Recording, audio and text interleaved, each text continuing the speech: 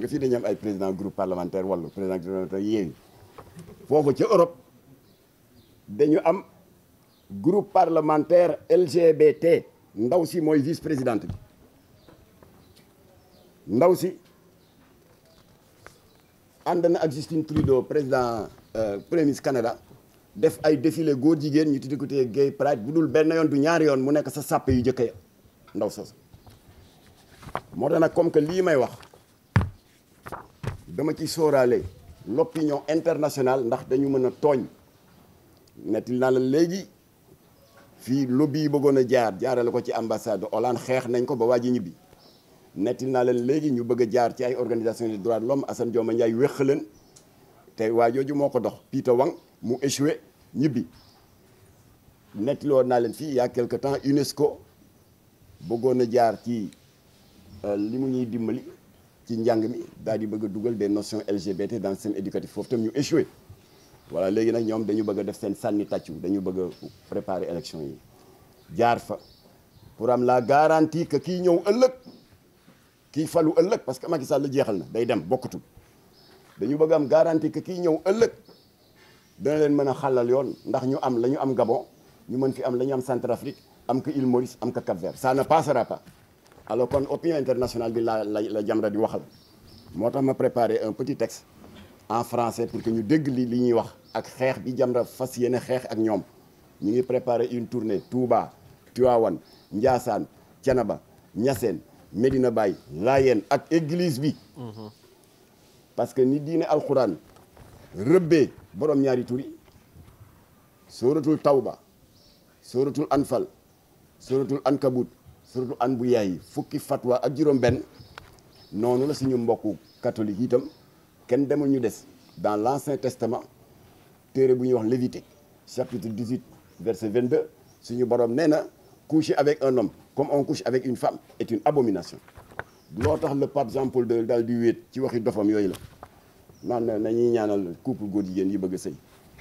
ana Ancien Testament ba la mu wax alors kon xeex la ñun di ne suñu xeexu bopp avant ouverture campagne électorale dañ ko tàmbali bu ñuy jóge ci lii rek on tient une réunion d'urgence ndaw soosu dañu bëgg mu ñibbi na ñibbi bu mu ñu atte góor jigéen du ñu atte góor jigéen lesbienne mënul atte ay candidat yoo xam ne dañu bëgg a ut ku ñu fal koo xam ne ëllëg moo war di sàmm suñuy valeur du ñu nangu mu bokk ci ñuy influencer pour tànneef googu duñ ko nangu kon nag à l'attention de l'opinion internationale damay lire ces quelques lignes là. Jamra demande à l'État du Sénégal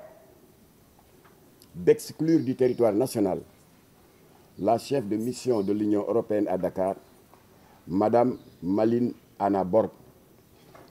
militante homosexuelle assumée. Elle assure présentement la vice-présidence de l'intergroupe LGBTI du Parlement européen et vit ouvertement avec une conjointe de même sexe, une lesbienne comme elle. moom ndaw si muy nekkaaleel nëbbu ko de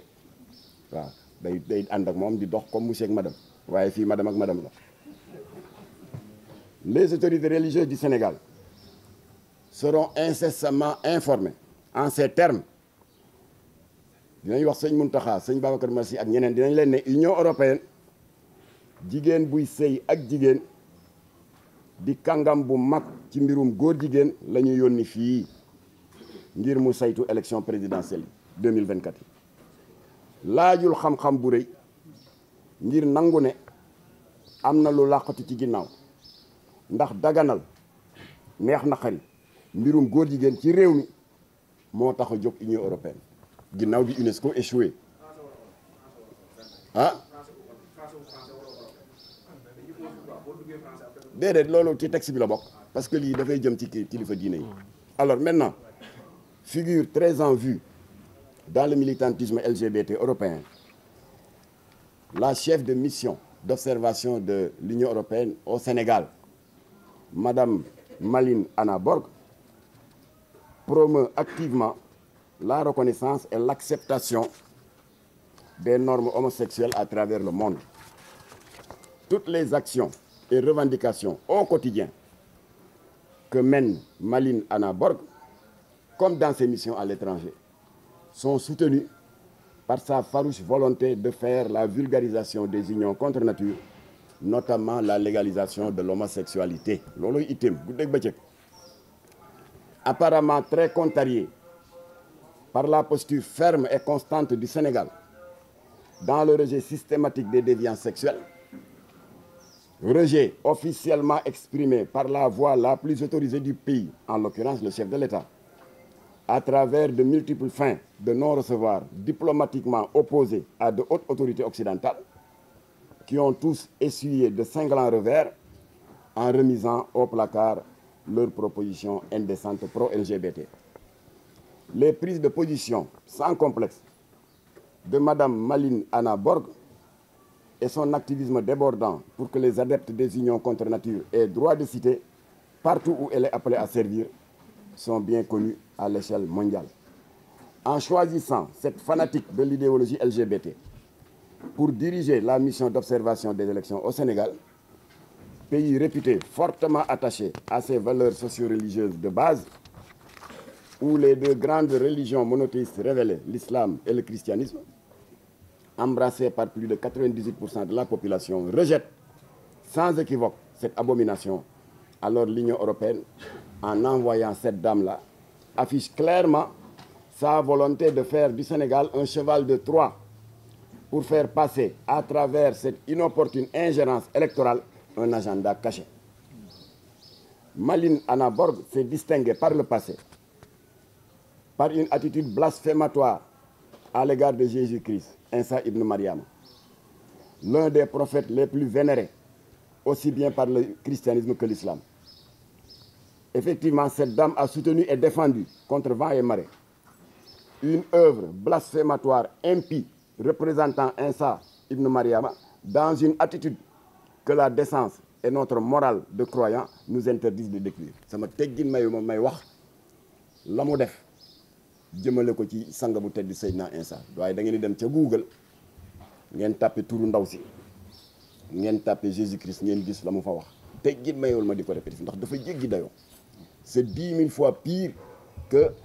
les caricatures blasphématoires contre le prophète. Fa laay mën a yem nag waaye boo leen duggee ci Google ngeen tapé turam ngeen gis yëpp jàllooreem yëpp ngeen ko gis. Le prosélytisme malsain de cette activiste de gauche, vice-présidente de l'intergroupe LGBT au Parlement européen, n'est pas le bienvenu au Sénégal. Le Sénégal, dont les populations, tout en étant bien attachées aux valeurs de tolérance et d'hospitalité, ces populations n'en sont pas moins fortement attachées aux nobles valeurs socioculturelles que nous ont généreusement léguées nos vaillants ancêtres et les grandes figures religieuses qui reposent en terre sénégalaise. Donc, au vu de l'irruption intempestive dans l'arène politique sénégalaise de cette farouche militante de la cause LGBT, de surcroît lesbienne affirmée, qui est un scandaleux concubinage avec une personne du même sexe, considérant le ressentiment à peine voilé de Malin Anna Borg contre notre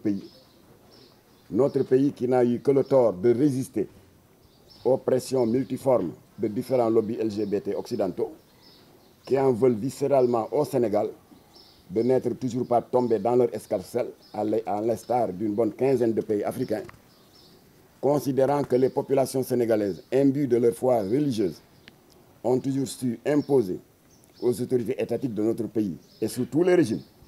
leur profonde aversion des déviances comportementales. Alors nous invitons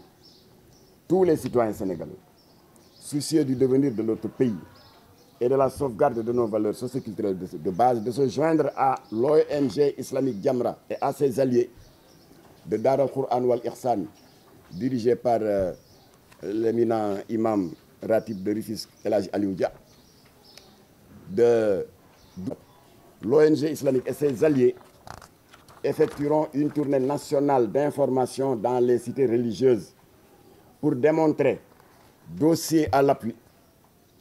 aux autorités et khalifes, comment les lobbies occidentaux, après avoir lamentablement échoué à embrigader notre pays à travers le sinistre projet parrainé par l'UNESCO, consistant à LGBTiser notre système éducatif en décembre 2020, alors l'Union européenne entreprend à présent une insidieuse infiltration du milieu des candidats de l'arène politique sénégalaise, selon une stratégie similaire à celles qui ont fait leur effet et leur preuve au Gabon, en République centrafricaine, à l'île Maurice, au Cap-Vert, où les lobbies LGBT ont réussi à leur imposer leur agenda satanique avec la complicité d'une élite politicienne corrompue locale. Jamra n'exclut pas d'en appeler nos compatriotes à l'organisation d'une marche pacifique pour faire face à ces lobbies mondialistes qui veulent détruire nos sociétés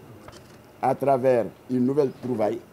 sous l'apparence d'une inacceptable ingérence électorale. L'agenda LGBT